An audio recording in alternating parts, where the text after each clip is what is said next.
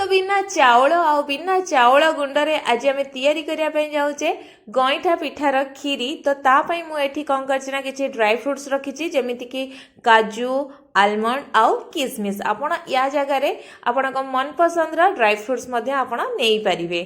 तो एठी गोटे जगह आम गरम करनबा आउ सेथिरे देदबा कौन ना आधा चामच घी। आपण चाहिए ये कड़ई व्यवहार करें आउ माने घी को बेसी गरम करेंगे हल्का उषुम हो गले से आम पकईदबा काजू आउ आलमंड को याकू आमर हल्का लाल हो आसला बेलू आम देदेबा बाकी जो किसमिश रखी पकई नवा कहीं किसमिशटा आमको भाजियापाई बेसी समय लगे।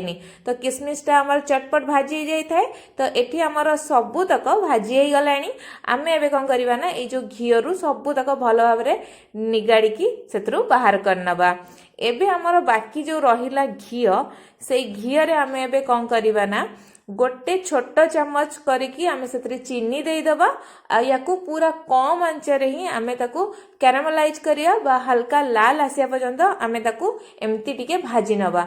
अधिक हाई फ्लेम रे देले कौन हबा ना चीनीटा संगे संग पोड़ी जिवो आउ हमर खीरटा पिता टिके लागिवो। तो एठी देखि पड़थिबे हल्का लाल हे आसलानी। तो एई स्टेज रे मु सेतरे अल्प किछि पानी देकी याकू भलो भाबरे गोळेई नउची। आपण कौन करिवे ना एमती पानी ही सब बेले देबे तापरे खीर को देबे नहले कौन हबा ना क्षीरटा आमर देले क्षीरटा छिंडी जीवार चांस थाए। तो एटा भी भल भाव में आमर पानी सांगरे मिक्स हो गलानी माने जो कैरामलाइजटा। तो ए स्टेज रे मु देई दोजी कोन आधा लीटर गरम हेइतिबा क्षीर को आपण चाहिले एठी कंचा क्षीर मध्य देई परिबे किंतु कैरामलाइज पर अल्प पानी देकी ही आपण सब बेले क्षीरटा को देबे। एबे आमे एथिरे भल भाव में क्षीरटा को टिके गोळेई नबा देखि।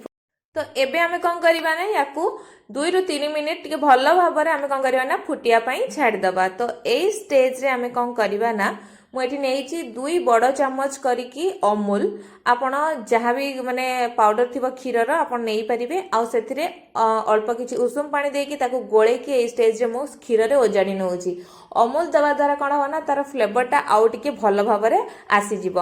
एबे आमे कौन करवा ना याकू भल भाव में गोले सारा पर अमूल सहित याकू एबे आमे छाड़ी दबा 5 ରୁ 6 मिनिट पूरा लो टू मीडियम आंचरे भल भाव में सेटा सिझिबापाई आउ क्षीरटा मरीजापाई। तो एपटे आमे कौन करवा ना जो आमे बनैबा ना गईठा पिठा। तो सेतिपाई मु एठी कौन करछा कड़ाई गरम करी गोटे मेजरिंग कप रे 3 कप मापिकी नहीं जाइछि पानी आउ एथिरे 2 चामच दे दोछि चीनी ता सहित अल्प टिके लूण माने मिठाटा को बैलेंस करिया पाई। तो एठी आउ टिके दे दोछि कोन ना आधा चामच भलिया घी को दे देबा जा फल रे जंतुणी हमर जंतिला बेले कोन हबो ना सेटा कड़ाई रे लागिबनी। एबे पानी की टिके हम भल भाव में गरम हवा पे दबा फुटिया पाई आमे दबा। तो ए स्टेज रे मु दे दोछि सेही मेजरिंग कप रे मापिकी 1.5 कप रो सुजी। हाँ आमे चावल बदल रे बा चावल चूना बदल रे एठी आमे सुजी की व्यवहार करिबा देखिबे बहुत ही बढ़िया टेस्ट आसीबो ए गईठा पिठार। आ याकू लो फ्लेम रे ही आमे याकू जंतिबार अछि आपण सठिक माप व्यवहार करिवे देखिए पूरा परफेक्टली एटा बनिबो। तो 3 कप पानी नेली बा माने डबल नेबे जेतिकी आपण सुजी नेबे तार डबल आपण एठी पानी नेबे।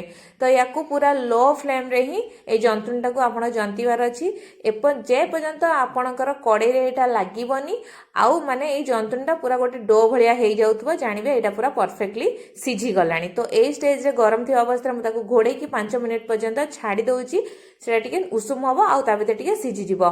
तो एपटरे एटा हमर पूरा भल भाव में सिझी जाइतिला बा फुटी जाइतिला। तो एथिरे मु देदेली कोन 2टा गुजराती को पकई नेली आ बास्ना पाई ता सहित जो ड्राई फ्रुट्स रखिथिले ना ए स्टेज रे मु सब तक पकई नेछि। तापर एथिरे दबा कोन ना मु आधा कप से जो मेजरिंग कप रे मापिकी दे देछि चीनी आपण आपणकर स्वाद रे माने मापिकी आपण चीनी ही देबे।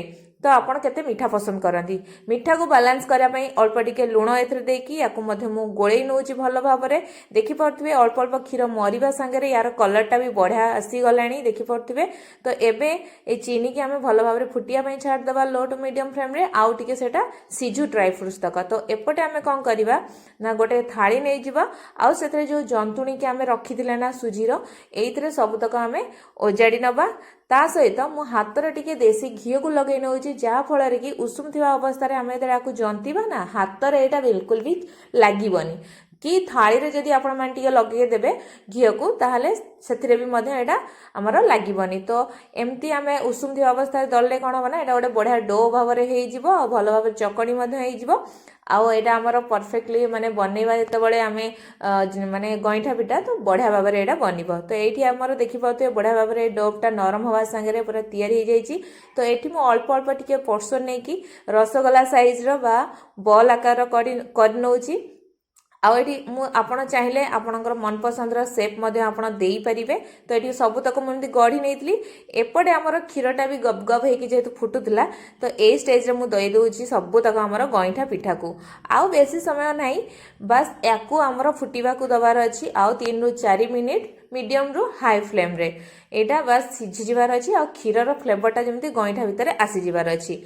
तो एबे हमर याकू मु काढी नउची 5 मिनिट परे एबे आपन को मु देखौची हमर ए जो सुजीर जो आमे बनैथिले गइठा पिठा देखिबे एते कळिया हेइची आ एते नरम हेइची ना देखि परथिबे।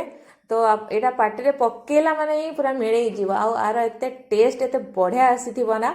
तो आपण थरे माने बौल अमावास्या रे निश्चय एमती गइठा पिठा चटपट बनै कि देखंतु।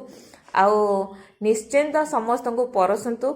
आउ किपरि लागला आम कमेंट बॉक्स रे कमेंट करी निश्चय जणांतु। धन्यवाद।